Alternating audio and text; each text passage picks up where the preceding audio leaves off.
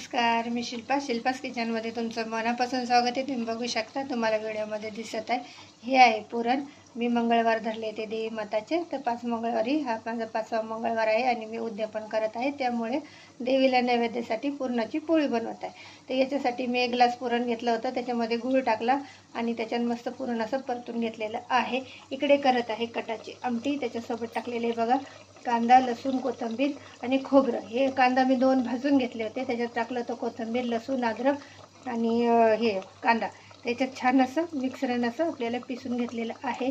तेलामध्ये ते टाकलेलं आहे। आता सोबत टाकायचं आपल्याला 2 मोठे चमचे धना पावडर। मी कटाची आमटी बनवत आहे, तर तुम्ही बघू शकता याला छान असं धण्याची पावडर टाकलेली आहे। सोबत टाकायचं लाल मिरची पावडर। लाल मिरची पावडर तुमच्या हिशोबाने कमी जास्त करू शकता। मी ते 2 मोठे चमचे घेतले आहे, कारण की ही काश्मीरी लाल मिरची पावडर आहे, ही तिखट नसते, त्यामुळे थोडीशी पिंच हळद टाकायची आहे। हळद जास्त टाकायची नाही आहे। तुम्ही बघू शकता याला छान असं परतून काढायचं आहे। अशी कटाची आमटी तुम्ही एकदा करून बघा, खूप सुंदर आणि खूप छान लागते। याला मी छान असं परतून घेते आहे। बघू शकता आपली कटाच्या आमटीला खूप सुंदर असं तेल लागतं आणि चवीलाही एकदम भन्नाट लागते। बघू शकता आपल्या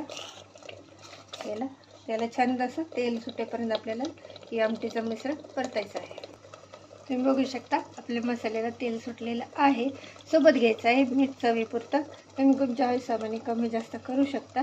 इथे मी चवीपुरतं मीठ घेतलेलं आहे। याला छान असं मिक्स करायचं आहे आणि याला सुंदर असं तेल सुटेपर्यंत आपल्याला मसाला हा भाजून घ्यायचा आहे। तुम्ही बघू शकता आपल्या मसाल्याला छान तेल सुटलेलं आहे। सोबत टाकायचं आपल्याला हा कांदा लसूण मसाला। याने काय होतं, आपली भाजी टेस्ट लागते आणि याला तेलही छान सुटतं।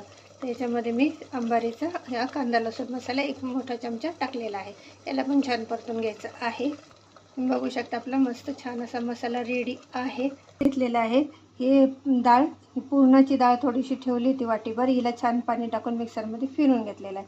आता आपल्याला हे मस्तपैकी आपल्याला मसाल्यामध्ये टाकायचं। मसाल्यामध्ये आपल्याला ही डाळ ओतायची आहे आणि आपल्याला पाणी याच्यामध्ये टाकून मस्त ही आमटी उकळून घ्यायची आहे। तुम्ही बघू शकता आपण हे आपल्या याच्यामध्ये पाणी टाकलेलं आहे। आता याला छान असं उकळून द्यायचं आहे। तुम्ही बघू शकता आपल्या कटाच्या आमटीला किती छान असं तरी आलेली आहे आणि आपली कटाची आमटी तयार आहे। तर तुम्हाला अशा पद्धतीने माझी कटाची आमटी कशी वाटली नक्की मला कमेंट करून सांगा, शेअर करा, सबस्क्राईब करा शिल्पास किचन।